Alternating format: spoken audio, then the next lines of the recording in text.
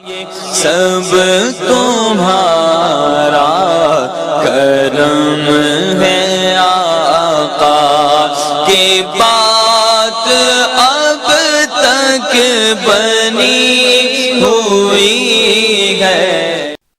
اعوذ باللہ من الشیطان الرجیم، بسم اللہ الرحمن الرحیم۔ السلام علیکم ورحمۃ اللہ وبرکاتہ۔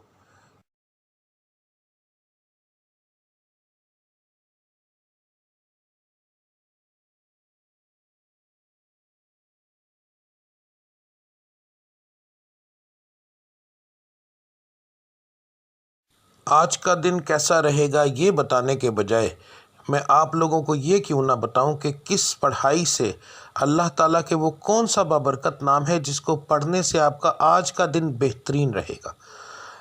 بات کو غور سے سن لیجئے، سمجھ لیجئے۔ ہر سٹار کی جیسے پڑھائی مختلف ہوتی ہے، اسی طرح مہینے کے حساب سے، اسی طرح دن کے حساب سے بھی علیحدہ علیحدہ ہوتی ہے۔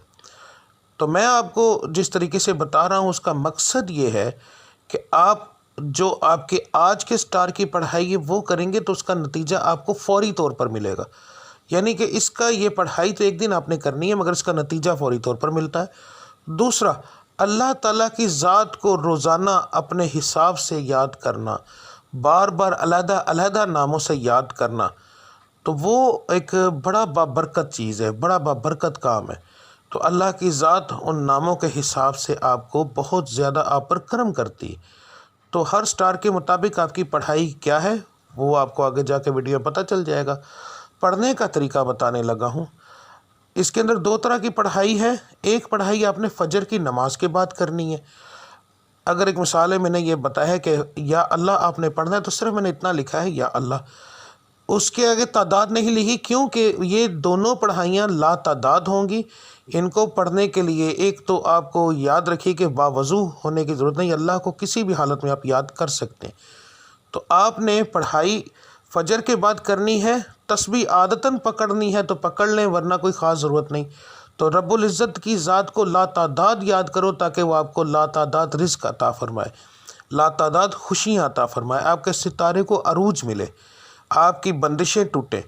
تو صبح کی پڑھائی کرنا بہت زیادہ ضروری ہوتا ہے ان چیزوں کے لیے، اور فجر کی نماز کے بغیر یہ چیزیں ممکن ہی نہیں ہیں۔ تو آپ نے فجر کی دونوں پڑھائیاں دیکھ لینی ہیں۔ فجر کے وقت آپ نے کون سی پڑھائی کرنی ہے وہ بھی دیکھ لیں۔